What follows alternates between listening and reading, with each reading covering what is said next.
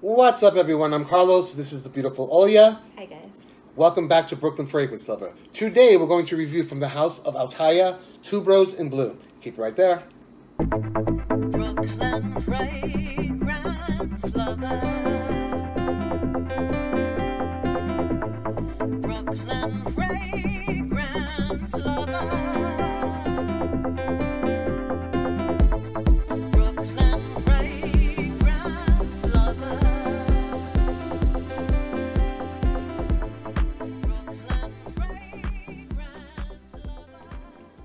I believe this house is new for you. Yes. You probably know their other house, Eau d'Italie. Yes. A real-life couple, Sebastian and Marina. They founded that house. They also founded this house in 2015. Mm-hmm. It has to do with their family roots from Argentina. The name's actually an acronym for a long time ago in Argentina. I love that.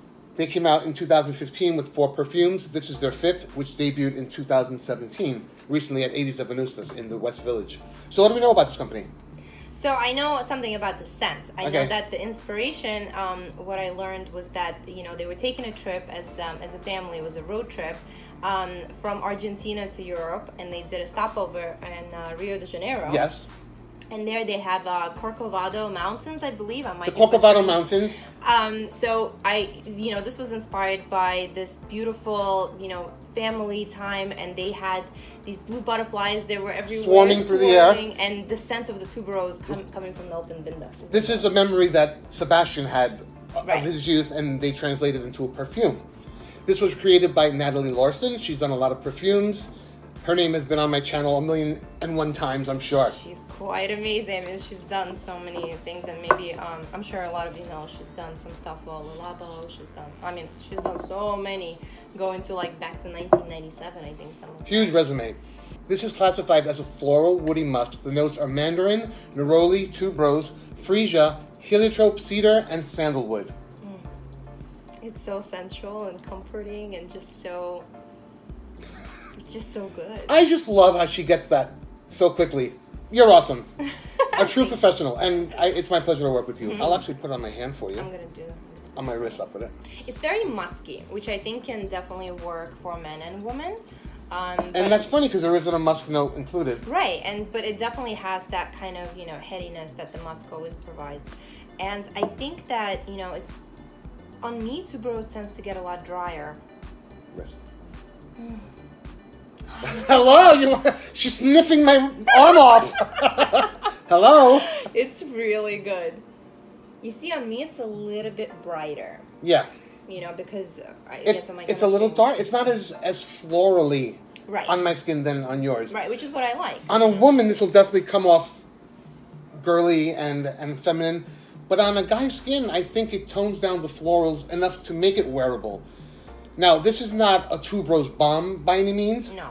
I think they capture more of the green aspect of the tuberose note more than the white flower. Absolutely. It doesn't have that headiness, that intoxication that usually tuberose brings to the table. And I think on me... Like va-va-voom, whoa, right? Right. Like we know, and there's amazing fragrances out there with tuberose, but... Some of them are really hard to rock, and especially for a man to rock, you mean? Right, and also just in a small kind of space, some tuberoses tend to be very loud. It expands. It's like a note that expands as you wear it, especially if you're hot. Yeah, especially if it's like a humid, hot weather. But you know what I love about this? The mandarin and a neroli note really jumps on my skin particularly, and I love those notes because it creates this really kind of like a juicy cocktail opening. And then it settles into this really nice tuberose, which I really like. I like the sandalwood and cedarwood dry down, but it takes a minute to get there. Yeah. By a minute, I mean like in an hour. The florals definitely stand out for the first hour on this. Listen, we all have our tastes. Tuberose is not for everyone, and I know a lot of guys are uncomfortable wearing an overly floral, heavy fragrance perfume. But this is classified as unisex, leaning a little bit feminine, but a guy, if you enjoy florals, can definitely pull this off. Definitely. I say get your nose on it. I love floral fragrances mostly in the spring, I gotta be honest. In the summer, it can be overwhelming if it's a powerhouse floral. in the winter they kind of, you know, get lost in the cold weather, but I think that floral fragrances shine in the spring weather. So a very nice fragrance, well done.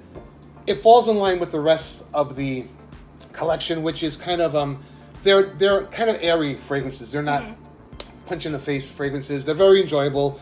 This one's actually, to me, seems a little stronger than the original four, but I could be forgetting, because we know I'm an airhead. As are we, right? Airheads unite! Woo! Any final words you have for? You know, since we're going into the spring and I've been craving things that are just like fresh and floral and bright, I feel like this is actually a really good way to kind of get into the season and bring on some happiness, because we're in New York here and dealing with some It's cold snow. still. It's cold. We're wearing winter jackets still. I'm over this. I'm over this winter. Would you like this on your husband? Or on another guy? You know, I don't know if my husband would wear this, but I mean, he rarely even wears the scent. Fragrance Yeah, at all? so- Oh, okay. But I can totally see us on somebody who's, you know, who's out there and trying to experiment and kind of, you know, not stick to the usual, like, you know, aquatics, for example, which there's nothing wrong with aquatics. Nothing at all.